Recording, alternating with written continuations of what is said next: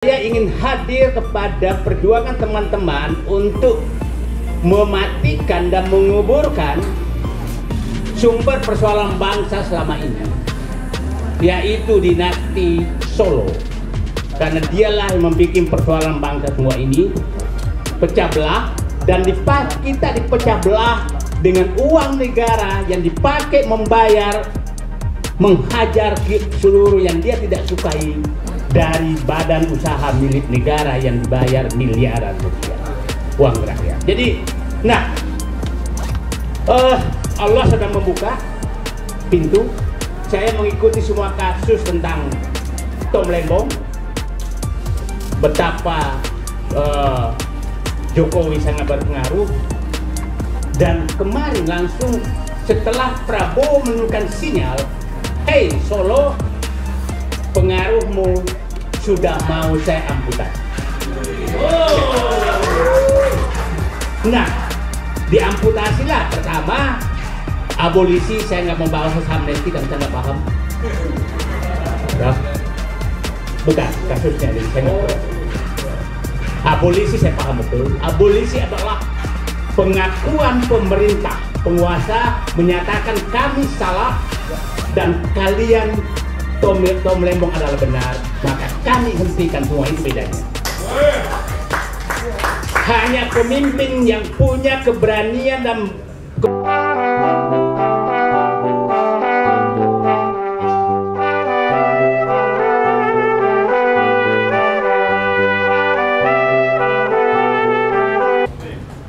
Assalamualaikum warahmatullahi wabarakatuh. Terima kasih teman-teman semua. Dari awal saya menyatakan sepertinya Joko Widodo salah pilih lawan. Dia salah pilih lawan. Karena pikirannya orang-orang ini akan kendor setelah diancam. Ternyata semangatnya makin naik. Nggak mungkin, karena yang digunakan oleh mereka adalah para komisaris BUMN.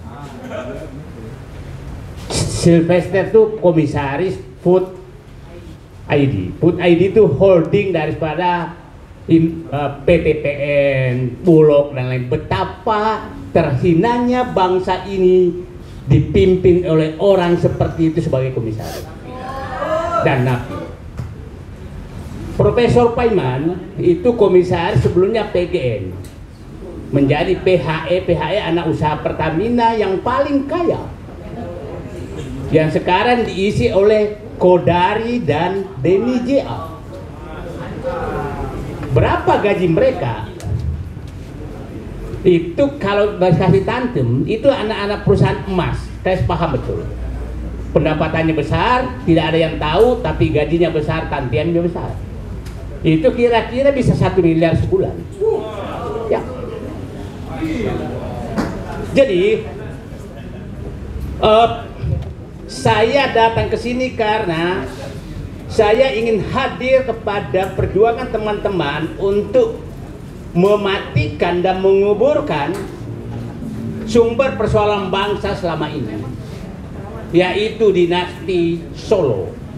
Karena dialah yang membuat persoalan bangsa semua ini pecah belah, dan kita dipecah belah dengan uang negara yang dipakai membayar, menghajar seluruh yang dia tidak sukai dari badan usaha milik negara yang dibayar miliaran rupiah uang rakyat. Jadi,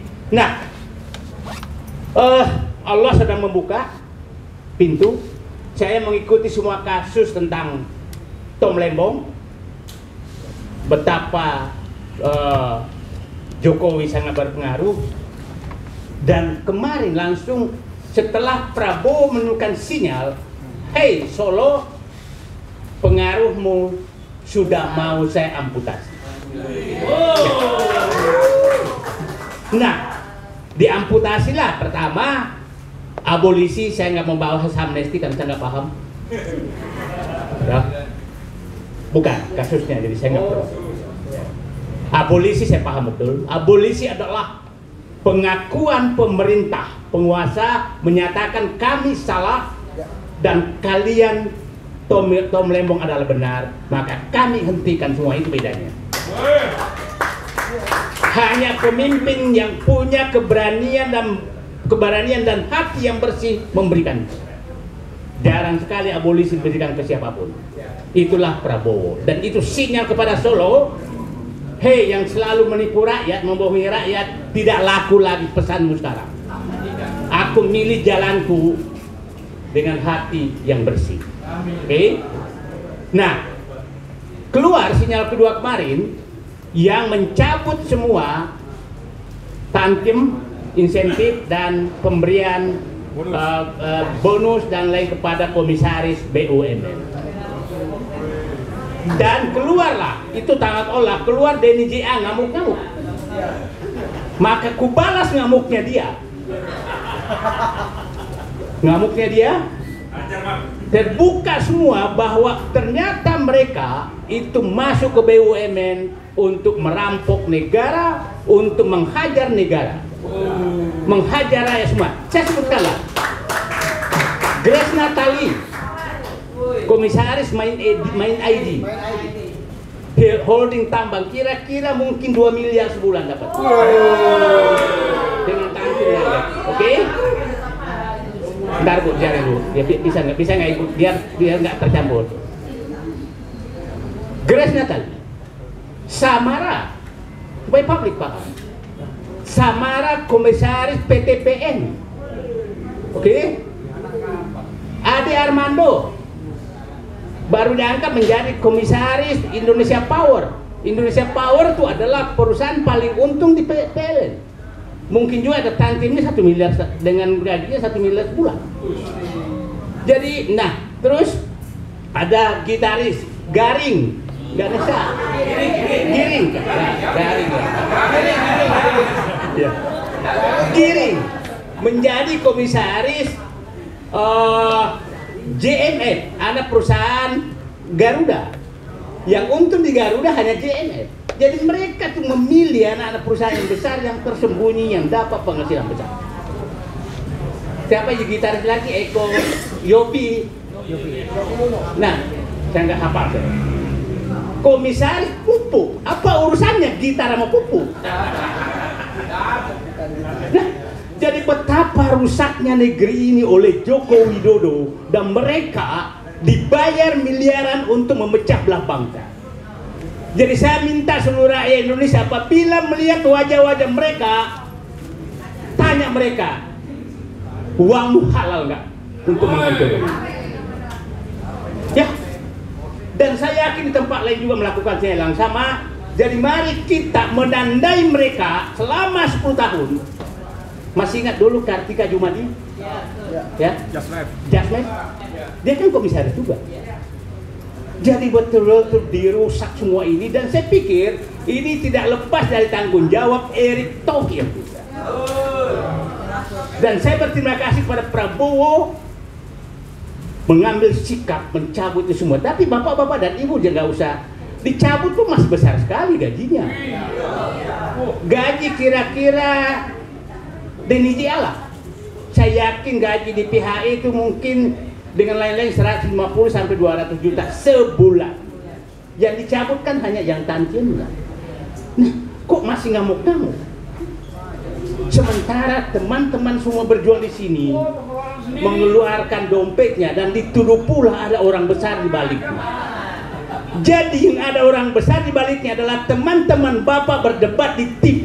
Itulah orang besar baliknya, namanya Joko Widodo, yang menempatkan mereka menjadi komisaris dan minimal komite audit di BUMN untuk memecah belah bangsa. Dibolak-balik, dialah orang besar. Di baliknya ini semua kerusakan bangsa ini dengan menggunakan uang negara untuk menggaji mereka, memaki-maki semua orang. Yang saya selalu katakan mereka, saya berikan gelar mereka juru maki. Ya, maki-maki orang. Suka memaki-maki orang digaji negara.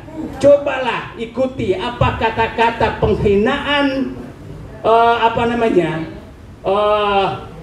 Raja Juli, siapa Raja Juli, Menteri Kehutanan terhadap Prabowo.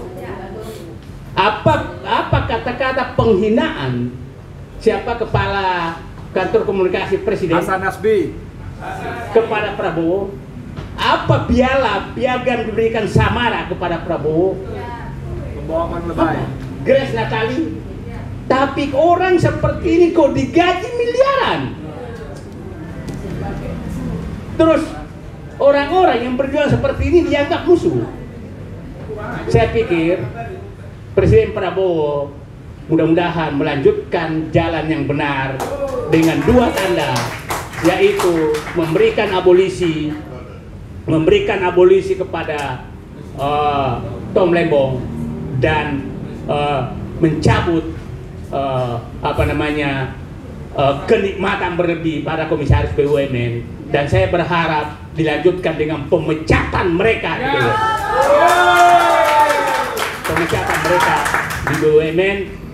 Saya mengikuti proses ini, jadi saya begini, saya kalau resah menghubungi semua yang saya kenal, saya bilang bisa nggak sih Presiden Prabowo mengurangi tantiem